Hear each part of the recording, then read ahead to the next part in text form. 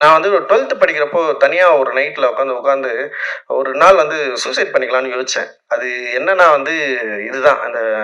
என் வீட்ல வந்து அ எங்க அம்மா ரொம்ப கஷ்டப்பட்டுட்டே இருப்பாங்க. எப்ப பார்த்தாலும். அழுதுன்னே இருப்பாங்களா, அது வந்து பார்க்கவே முடியாது என்னால. ஸோ அது வந்து திடீர்னு என்ன வந்து பயங்கர ஒரு எமோஷனல் ஆக்கி விட்டுச்சு. அப்புறம் வந்து அந்த அந்த மாரி ஒரு ஏஜுக்கு போயிட்டேன். அது யாருக்குமே தெரியாது. யார்கிட்டயும் நான் ஷேர் பண்ணதில்ல. என் அண்ணன் கூட இங்க இருக்கு. ஃபர்ஸ்ட் ஷார்ட் ஃபிலிம் பார்த்துட்டு பயங்கர கொடூரமா இருந்தது. அப்புறம் அவரு டைரக்டரா எவ்வளவு கொடூரக்காரனா இருந்தான்னு அவரை பத்தி எல்லாருமே சொல்லிட்டு இருந்தாங்க. நடிக்க தெரியாத ஒரு சின்ன பையனை வந்து கொடுமைப்படுத்திருக்கான். அது பத்திலாம் என்கிட்ட சொன்னாங்க. எனக்கு கேட்டு சிரிச்சுட்டு இருந்தேன் நாங்க. அந்த கதை வந்து பயங்கரமான கதை. அந்த ஷார்ட் ஃபிலிம் வந்து ஓகேவான ஷார்ட் ஃபிலிம் தான், அப்படியே முடிஞ்சிருக்கும். பட் ஆனா வந்து அதை எடுத்த விதம் வந்து பத்தி பேசி பயங்கரமா செஞ்சுட்டோம். ஜெய் வந்து ஓடி வந்துட்டான். ஒரு நாள் தான் வேலை செஞ்சேன். ஒரு நாள் 2 நாள் வேலை செஞ்சு ஓடி வந்துட்டான். அவங்க கூட எல்லாம் எவனா வேலை செய்வான். சோ அந்த அளவுக்கு வந்து தேடி படிக்கும் புத்தகம் போல தன்னை நாடி வந்து நிற்கும் படைப்பாளிகளுக்கு ஆலம் எழுதுகளை நீங்க இல்ல ரஞ்சித் சார். நீலம் முகவரி பா ரஞ்சித் அவர்களை பேச அழைக்கிறோம்.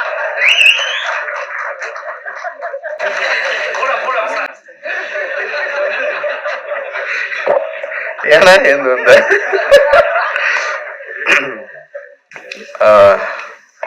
ஜெய்வேன் ரொம்ப சந்தோஷம், மகிழ்ச்சி உங்களை எல்லாரும் பாட்டில் ராதா அப்படின்ற ஒரு நிகழ்வுல சந்திக்கிறதுல. அண்ட் வந்து ஆக்சுவலி தினகரன் வந்து பயங்கர பிளஸ்டுன்னு நினைக்கிறேன். முக்கியமான சம்பவக்காரங்களாம் இங்க இருக்காரு. அவங்கெல்லாம் படம் பார்த்துட்டு வந்து தினகரனை விஷ் பண்றது. குறிப்பா எனக்கு வந்து தமிழ் சினிமாவை வந்து வேற மாதிரி மாத்தி விட்டவங்க இங்க வந்து இருக்கிறது, அதுவும் படம் ரிலீஸ் முன்னாடியே வந்து தினகரை பிளஸ் பண்றது அப்படின்றது வந்து ரொம்ப சந்தோஷம். நன்றி sir. Thank you thank you. Lingusamy sir, Ameer sir, Vetri அண்ணா, மிஸ்கின் அண்ணா, அவங்களெல்லாம் பத்தி பேசிதான் நாங்க சினிமாக்குள்ள வந்தோம். நானு, தினகர், ஜெய் இருக்கான். 3 பேருமே காலேஜ்ல படிக்கிறப்பவே வந்து எங்களுக்குள்ள வந்து இதை பத்தின நிறைய டிஸ்கஷன் இருக்கும். பருத்தி வீரனா இருக்கட்டும், லைக் வந்து ரன்னா இருக்கட்டும், அண்ட் வந்து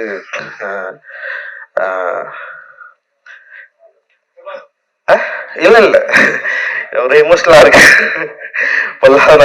பொல்லாதனை விட நாங்க பயங்கரமா பேசுனது வந்து ஆடுகளம் பத்தி தான்.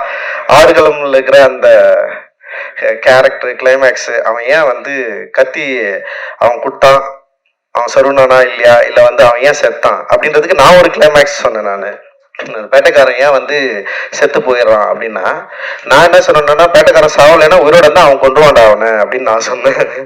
அவன் ஏதோ, ஆனா இவனுக்கு என்ன சொன்னான்னா, பேட்டைக்காரன் கடைசியில் திருந்துறான் அப்படின்னு சொன்னாங்க. நான் சொன்னேன் சத்தியமா அவன் திருந்த மாட்டான் அப்படின்னு நான் ஒன்று சொன்னேன்.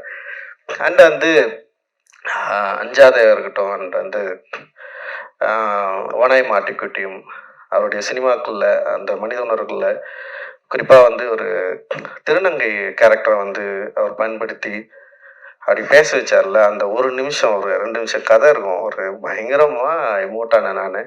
ஸோ இவ்வளோ இன்ஸ்பயரான ஒரு அண்ணன்களுக்கு முன்னாடி, இயக்குநர்களுக்கு முன்னாடி அவங்கள பார்த்து இன்ஸ்பயர் ஆகி நாங்களும் படம் எடுக்கும் வரணும்னு சொல்லிட்டு ஃபர்ஸ்ட் நான் வந்துட்டேன். காலேஜில் நான், ராஜா, ஜெய், தினகர் எல்லாருமே வந்து ஒரே இயர்மெட்டில் இருந்தால் நிறைய பேர் வந்தாங்க எங்களோட சேர்ந்து. ஸோ நான் வந்து ஃபர்ஸ்ட் டைரக்டர் ஆகிட்டேன்.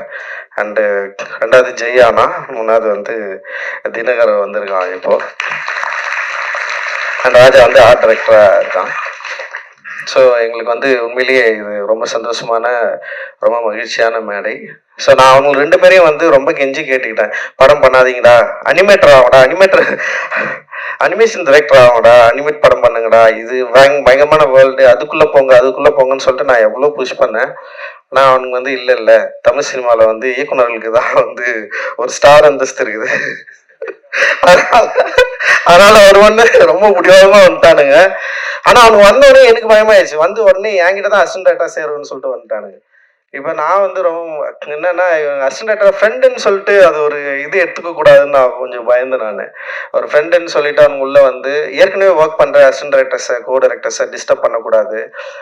அந்த மாதிரி இன்ஃப்ளூயன்ஸ் இவங்க பண்ணக்கூடாதுன்னு சொல்லிட்டு அவங்கள ரொம்ப அசன்டேட்டராகவே ட்ரீட் பண்ணேன், ஃப்ரெண்டாகவே ட்ரீட் பண்ணல. அதுக்கப்புறம் கிட்டத்தட்ட ஒரு 5-6 வருஷம் எங்கள் ஃப்ரெண்ட்ஷிப்பே காணாமல் போயிடுச்சு. நாங்கள் பேசிக்கிறதே இல்லை, பேசிக்கவே மாட்டோம். பாட்டுன்னு வருவானுங்க, ஒர்க் பண்ணுவானுங்க, போவானுங்க. அப்புறம் வந்து வேலையில் ரொம்ப கருணையற்று இருந்தேன் நான்.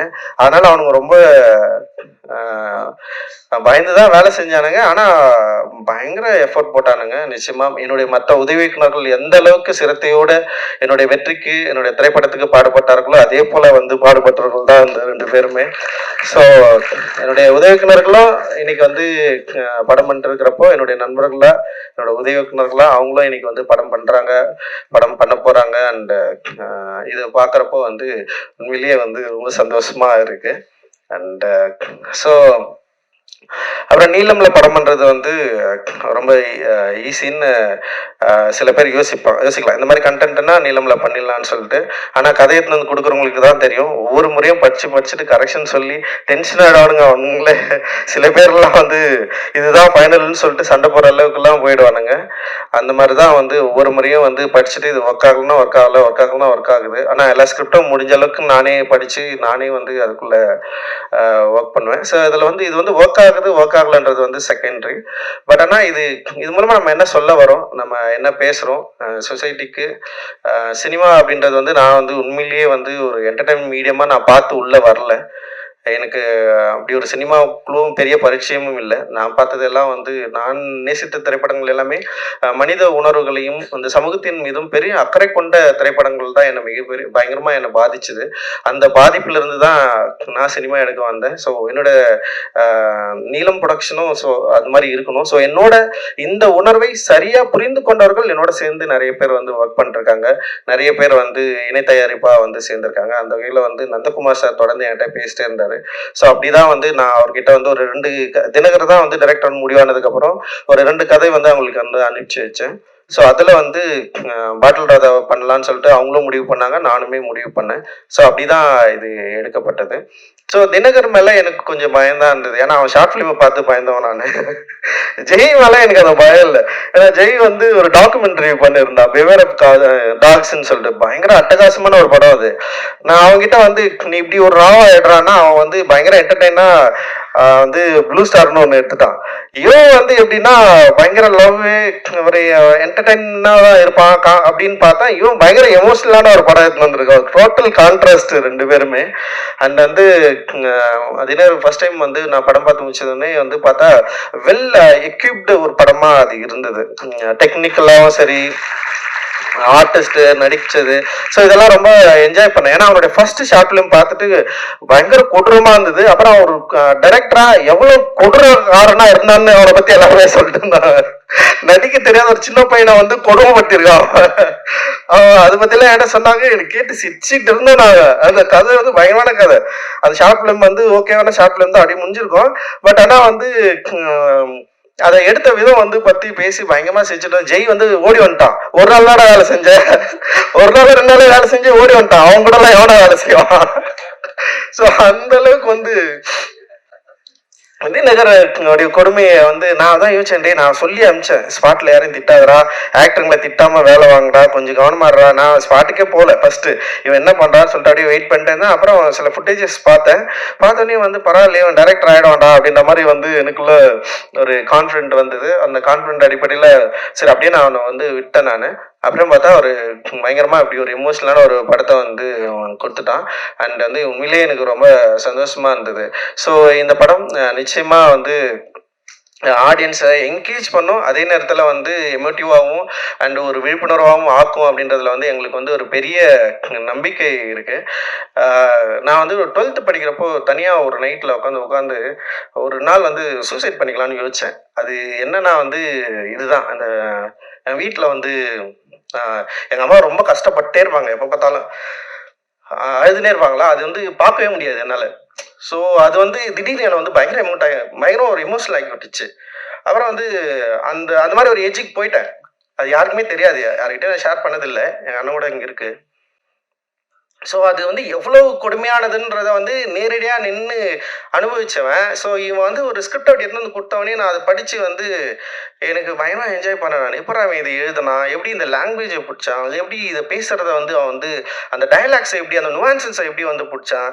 அண்ட் வந்து அதில் வந்து அஞ்சலி இருக்குதுல்ல, அஞ்சலை தான் என் அம்மா. நான் என்னுடைய ஆசையே என்னன்னா, என் அம்மா வந்து கஷ்டப்பட்ட மாதிரி என் பொண்டாட்டி கஷ்டப்படக்கூடாது, என் பிள்ளைங்க கஷ்டப்படக்கூடாது. அதுதான் நான் வந்து பயங்கரமா. ஏன்னா ஊர்ல ஒரு கொண்டாட்டம், ஒரு திருவிழானா எல்லா வீடும் சந்தோஷமா இருக்கும். ஆனா எங்க அப்பா எங்களை பயங்கர சந்தோஷமா, எங்க அப்பா மாதிரி எங்களை வளர்த்தது கிடையாது, யார் வீட்டாண்ட போய் எங்களை நிக்க வச்சது கிடையாது. சாப்பாடுக்கும் சரி படிப்புக்கும் சரி பயங்கரமா பார்த்துப்பாரு. எங்களோட ட்ரெஸ் எல்லாம் வந்து எங்க அப்பா அவ்வளோ எங்களை பத்தி யோசிப்பாரு, கல்வியை பத்தி எல்லாத்தையும் பத்தி யோசிப்பாரு. ஆனா குடின்னு வரப்போ வந்து அவர் இழந்துருவாரு எங்க அப்பா. ஆனா கடைசி காலத்துல அவர் வாழணும்னு நினைச்சாரு. நான் ஒரு பொசிஷன் வந்ததுக்கப்புறம் இன்னும் கொஞ்ச நாள் நான் உயிரோட இருக்கணும்டா அப்படின்னு ஆசைப்பட்டாரு. பட் அவருடைய லிவர் ஃபெயிலியர்ல தான் அப்பா வந்து இறந்துட்டாரு. அது ஆக்சுவலி வந்து ஒரு 6 months டைம் கொடுத்தாங்க. பார்த்தா ஒன் வீக்லேயே வந்து இறந்துட்டாரு. ஸோ அது ரொம்ப ஒரு கவலையான ஒரு ஒரு விஷயமா எனக்கு இருந்தது. ஆனால் தெரில, நான் அந்த டைமில் எங்கள் வீட்டில் வந்து ஒரு ஜிம் மாதிரி செஞ்சு வச்சுருந்தோம். இந்த இடத்துல உட்காந்து ஒரு இருட்டில் வந்து நான் தனியாக உட்காந்து யோசிச்சுட்டு இருந்தேன். பட் ஆனால் அதுக்கப்புறம் வந்து நான் எப்படி அதுலேருந்து மீண்டு வந்தேன்னு எனக்கு தெரில. வெறும் அந்த நிமிஷம் மட்டும் எனக்கு ஞாபகம் இருக்குது. ஸோ அதுக்கப்புறம் நான் பொதுவாக எங்கள் வீட்டில் அதிகமாக இல்லை. எங்கள் அப்பாவுடைய ஸோ இந்த மாதிரியான பிரச்சனைகள் அதிகமாக ஹேண்டில் பண்ணது வந்து எங்கள் அம்மா, எங்கள் அண்ணன், என் தம்பி, இவங்க தான் வந்து பயங்கரமாக அதுக்குள்ளே இருந்தாங்க. நான் வந்து பொதுவாக வீட்டிலேயே இருக்க மாட்டேன், வெளியிலேயே தான் இருந்தேன் நான் படித்ததுலேருந்து எல்லாமே. ஸோ அதனால் வந்து ஓரளவுக்கு நான் தப்பிச்சு தான் இருந்தேன் நான். பட் ஆனால் வந்து அந்த எமோஷனை என்னால் படிக்க முடிஞ்சுது. நாட் ஒன்லி என்னோட அப்பா, தினரோட அப்பா கூட சொல்லலாம். லைக் நிறைய நிறைய பேரை நாங்கள் அப்படி கிட்ட இருந்து பார்த்துருக்குறோம். அண்ட் வந்து இது குடி நோயின்றதை வந்து அண்டர்ஸ்டாண்ட் பண்ணுறதுக்கே வந்து ரொம்ப நாள் ஆச்சு. குடிகாரங்களை பார்த்தா நமக்கு வந்து கோவம் வரும், ஏன் இப்படி பண்ணுறாங்க, ஏன் அப்படி பண்ணுறாங்கன்னா அப்படி கிடையாது. அது ஒரு நோய், ஒரு ஹேபிட்டாக மாறி வந்து அவங்க வந்து அவங்கள இழந்து அவங்க எப்படி வந்து ரியாக்ட் பண்ணுறாங்கன்றத வந்து சம்டைம்ஸ் வந்து நம்ம அதை அண்டர்ஸ்டாண்ட் பண்ணிக்கிறதுக்கே ரொம்ப டைம் எடுக்கும். ஸோ அப்படிதான். ஸோ அப்படி ஒரு படத்தை நம்ம எடுக்கிறோம், அப்படி ஒரு படத்தை வந்து நம்ம வந்து ஹேண்டில் பண்ணுறோம். இது கரெக்டாக கொண்டு போய் சேர்க்கணும் அப்படின்ற ஒரு பயம் இருந்தது. ஆனால் இன்னைக்கு தேதியில் வந்து சின்ன படங்களை கொண்டு வந்து தியேட்டரில் சேர்க்கறது வந்து மிகப்பெரிய சவாலாக இருக்குது. அண்ட் ஓடிடிலையும் வந்து இந்த படத்தை வந்து விற்கிறதுங்களும் வந்து பயங்கர சவாலான ஒரு இடத்த நோக்கி நகர்ந்துருக்கு. அந்த தியேட்டர் ரிலீஸை வந்து உண்மையிலேயே நினச்சி பார்க்குறப்பவே வந்து ரொம்ப பயமாக இருக்காது. இத்தனை திரைப்படங்களை தயாரித்த நீலம் ப்ரொடக்ஷன் அண்ட் வந்து ஒரு இயக்குனராக பரவலாக தெரிந்திருக்கிற என்கிட்ட இருந்து கூட ஒரு படத்தை வந்து ரொம்ப இலகுவாக ஒரு படத்தை வந்து ரிலீஸ் பண்ணுறது அப்படின்றது ஒரு பெரிய சேலஞ்சிங் வந்து கிரியேட் பண்ணியிருக்கு. ஆனால் வந்து இந்த சேலஞ்சோட நாங்கள் பயப்படலை. சரி, ஓகே, இப்படி ஒரு சேலஞ்ச் இருக்குது, அதனால் வந்து நம்ம வந்து ஒரு வணிக ரீதியாகவோ இல்லை வந்து அப்படி ஒரு படங்கள் எடுக்கக்கூடாதுன்னு நான் சொல்ல, எனக்கு அதுக்கு எதிரானவன் கிடையாது. பட் ஆனால் வந்து அப்படி ஒரு திரைப்படங்கள் எடுக்கிறதுக்கான ஒரு வாய்ப்புகள் இருந்துமே ரொம்ப ஸ்ட்ரிக்டாக சில ரூல்ஸை டிசைட் பண்ணி சில லிமிடேஷனை கிரியேட் பண்ணி இப்படி ஒரு திரைப்படங்கள் தான் எடுக்கணும், இப்படி தான் இருக்கணும், என்ன சவாலாக இருந்தாலும். இப்போ என்னுடைய எல்லா திரைப்படங்களும் வந்து வெற்றி தோல்வியை மீறி ஆடியன்ஸ் இதை எப்படி அக்செப்ட் பண்ணுறாங்க தான் நாங்கள் பார்த்துட்டே இருக்கிறோம். இதோட வெற்றியோட ரேஷியோ வந்து எப்படின்னா ஒவ்வொரு படத்துக்கும் மாறுபடும். எல்லா படங்களுமே வந்து லாபகரமான படங்களா அப்படின்னா வந்து அதில் சில கேள்விகள் இருக்கு. ஆனால் எல்லா படங்களும் தோல்வி படமாலாம் இல்லை. அது எந்த வகையிலனா வணிக ரீதியாக நாங்கள் வந்து லாபம் ஈட்டாமல் போயிருக்கலாம். ஆனால் அந்த படம் உருவாக்கின விவாதங்கள், அந்த படம் வந்து ஏற்படுத்திருக்கிற தாக்கம், அந்த படம் ஏற்படுத்திருக்கிற விழிப்புணர்வு இருக்குல்ல, அப்புறம் அந்த படம் இன்ஃப்ளூயன்ஸ் பண்ணுது.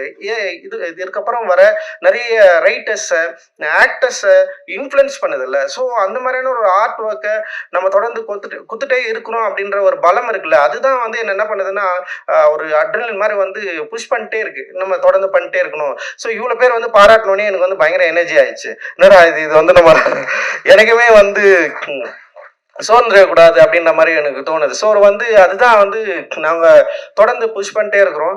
அண்ட் வந்து டெஃபினட்டாக என்றைக்குமே வந்து ஃபர்ஸ்ட் படத்துலேருந்து எனக்கு வந்து மீடியாவோட சப்போர்ட் என்றைக்குமே இருந்துகிட்டே இருக்குது. நேர்மறையான விமர்சனமும் சரி, எதிர்மறையான விமர்சனமும் சரி, என்னை பற்றி அதிகமாக விவாதிக்கிறது, நீலமை பற்றி பேசுறது, நீலம் தயாரிப்புகளை பற்றி பேசுறது. இதை இன்னொரு பிரச்சனை ஒன்று இருக்குது. எங்கள் திரைப்படங்களில் வந்து நாங்கள் ஒன்று ஹேண்டில் பண்ணுவோம். எல்லாமே ரஞ்சித்தோட படமாகவே விமர்சனம் பண்ணுவாங்க. ஒரு ஃபர்ஸ்ட் படம் டைரக்டர் படம் சில எக்ஸ்கியூஸ் இருக்கும். சில நிறுவனங்களில் வர ஃபர்ஸ்ட் படம் டைரக்டர்ஸ் வந்து சில எக்ஸ்கியூஸ் பண்ணுவாங்க. சரி, ஓகே, நல்லா இருக்கு, நல்லா இல்லைன்னு சொல்லுவாங்க. ஆனால் நீலம்லேருந்து வர திரைப்படங்களை விமர்சனம் பண்ணுறப்போ வந்து நான் பயங்கரமா வாட்ச் பண்ணியிருக்கேன். கருணையற்று ரஞ்சித்தோடைய நான் டைரக்ட் பண்ணா எப்படி ஒரு விமர்சனத்தை நான் வந்து எதிர்கொள்ளணும் அந்த அளவுக்கு வந்து அது வந்து ஃபேஸ் பண்ணப்படும். பட் ஆனா அது ஒரு சவால் தான். நான் அதுதான் சொல்லுவேன். நான் வந்து அதை வந்து நீங்க இப்படி விமர்சனம் பண்ணாதீங்க, இல்ல வந்து நீங்க வேற மாதிரி எங்களுக்கு சப்போர்ட் பண்ணுங்க நான் சொல்லவே மாட்டேன். நீங்கள் இதை பற்றி பேசுவதே வந்து ரொம்ப ஒரு சாதகமான சூழ்நிலையா நான் வந்து பாக்குறேன். இந்த படத்தை பற்றி பேசுவதே ஒரு சாதகமான சூழ்நிலையாகவும் ஒரு சப்போர்ட்டாகவும் நான் வந்து பாக்குறேன். பேசுவதுதான் அவசியம். நீங்க அது வந்து எதிர்மறையாகவும் பேசலாம், நேர்மறையாகவும் பேசலாம். பேசுவது வந்து ரொம்ப ரொம்ப அவசியம். அந்த பேசுவதற்கான சூழலை தொடர்ந்து உருவாக்கணும். அந்த எனர்ஜியை வந்து நீங்க எனக்கு தரணும், எங்களுக்கு தரணும், நிறுவனத்துக்கு தரணும், இங்க இருக்கிற ஒவ்வொரு படைப்பாளிகளுக்கும் தரணும் அப்படின்றதுதான் எங்களோட விருப்பம். ஸோ அதனால ரொம்ப மகிழ்ச்சி உங்களோட தொடர்ந்து இயங்குவதில். அண்டு இந்த திரைப்படத்துல வந்து பணியாற்றிய டெக்னீஷியன், ஆர்டிஸ்ட் எல்லாரும் பத்தியும் நீங்க வந்து டெஃபினட்டா நீங்க வந்து பேசுவீங்க. அந்த நம்பிக்கை வந்து எனக்கு இருக்கு. என்னோடு மிக உறுதுணையா இருக்கிற நந்தகுமார் சாருக்கும், பலூன் பிக்சர்ஸ் திரு அருண் அவர்களுக்கும், மற்றும் நீலம் ப்ரொடக்ஷன்ல இருக்கிற ஒவ்வொரு தோழர்களுக்கும், குறிப்பா குணா பிஆர்ஓ குணாவுக்கு வந்து நான் நன்றி தெரிவிச்சுக்கிறேன். ஒவ்வொரு முறையும் குணாவை நான் வந்து மிஸ் பண்றேன். அப்புறம் வந்து இந்த படத்தை வந்து ரிலீஸ் பண்ற ஜெனரஸ் டீம்ங்க அவங்களுக்கும் வந்து இந்தியா முழுக்க மட்டும் எல்லா இடத்துலையும் அவங்க தான் வந்து ரிலீஸ் பண்றாங்க. ஸோ அவங்களுக்கும் வந்து என்னுடைய மிகப்பெரிய நன்றியை தெரிவிச்சுக்கிறேன். அண்ட் எங்களோட இந்த ஓடிடி பிளாட்ஃபார்ம் சப்போர்ட் பண்ற திங் மியூசிக் அண்ட் வந்து ஒவ்வொரு முறையும் எங்க நிறுவனத்தில் வர பாடல்களை வந்து போட்டி போட்டு வாங்குறதுல திங் மியூசிக் பெரிய ஆர்வம் காட்டுவாங்க. அவங்க தொடர்ந்து பெரிய சப்போர்ட் பண்ணிருக்காங்க. ஸோ அவங்களுக்கு வந்து என்னுடைய மிகப்பெரிய நன்றியை தெரிவிச்சுக்கிறேன். இதில் ஒர்க் பண்ண இங்கே வந்திருக்கிற வாழ்த்து வந்திருக்கிற எல்லாருக்குமே என்னுடைய நன்றிகளை உரித்தாக்குறேன். ரொம்ப ரொம்ப மகிழ்ச்சி. நான் எப்பவுமே ரொம்ப யோசிப்பேன். ஏன்னா நம்ம பெரிதும் மதிக்கிறவர்களை வந்து நம்ம கூப்பிடுறதுக்கு வந்து ஒரு வேலிடான படங்களை பண்ணணும்னு நான் எப்பவுமே யோசிப்பேன். ஸோ அந்த பெரும் திருப்தி எனக்கு இருக்கு. மிஸ்டர் ஜான் விஜய் வந்திருக்காரு லேட்டா. ஓகே, ரொம்ப நன்றி. தேங்க்யூ. ஜெய் பீம். நன்றி. ஜான் விஜய் அவர்களை மேடைக்கு அழைக்கிறோம்.